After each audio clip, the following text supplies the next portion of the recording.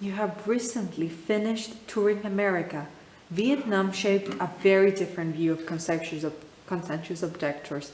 Were there any differences between how American and British audiences received this evil thing? It was a real surprise to me. I was slightly concerned how American audiences would take this very particular British story. And the fact is, you know, America didn't enter the war until 1917, and somehow for Americans, World War II is far more present and far more significant than World War I. Their knowledge of World War I is not as wide as World War II. So I was wondering how the play would go down, but in fact, they absolutely took the stories on board and were fascinated and appalled, whatever, to hear the stories of what happened to British CEOs. But what I found was that in the question and answer sessions afterwards, the play acted as a springboard for the American audiences to discuss their own situation. And what I realised, which I had no idea, is that Conscientious Objection feels like a far more live issue in the States than arguably it does over here in the UK. It certainly is a live issue there for various reasons, partly because of the Vietnam War being 20 years more recent than the Second World War. So audiences that I performed to, we'd ask at the end, are there any conscientious objectors in the audience? And hands would shoot up saying, I'm a Vietnam War era seer, I'm a Vietnam War era seer, I'm a war tax resistor, and one or two Korean War era seers as well. So it meant that there was that sort of resonance in the room, and they would contribute very moving and fascinating contributions to the question and answer sessions. The other thing was the war tax resistors, and to come into contact with various forms of that.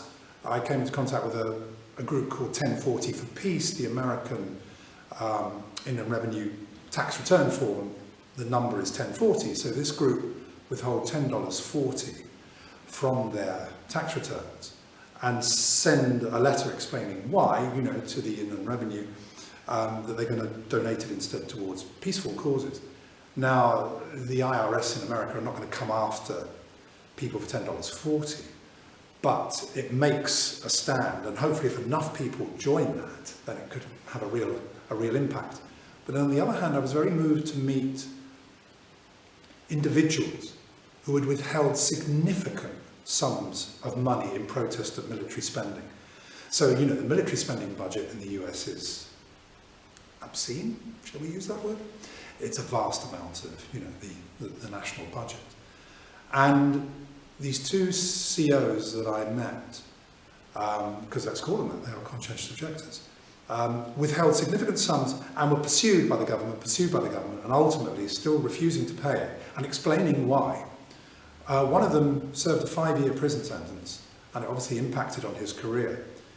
Another man who was a Quaker, and I'm maybe not remembering all the details of this, but because he was a Quaker, they were slightly more lenient with him, but he had to serve 26 weekends in prison. So at the end of every week, so goodbye darling, I'm off to prison for the weekend. He had his license to practice as a chiropractor, I think it was, revoked for 3 years.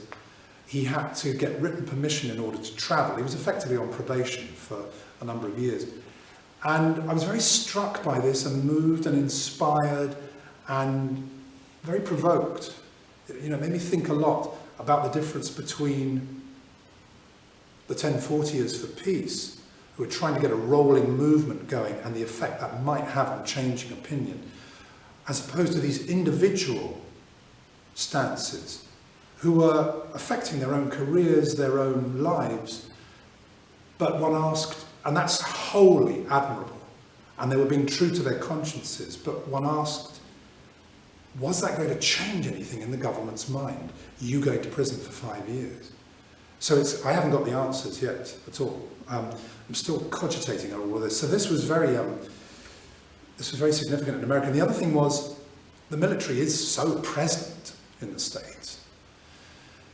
There isn't a draft currently, but you know, the talk was, who knows when a draft might be brought back.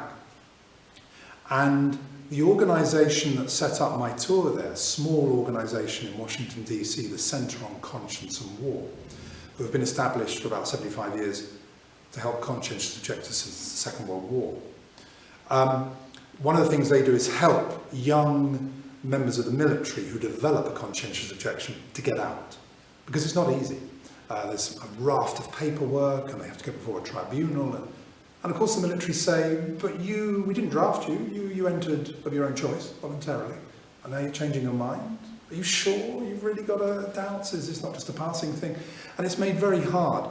So the Centre on Conscience and War that I was affiliated with help these young COs to get out of the military. And it can take 18 months sometimes to get their discharge. And a couple of those were at the performance, one performance, and sat on the panel and talked about their experiences. And it was incredibly moving to hear and very present.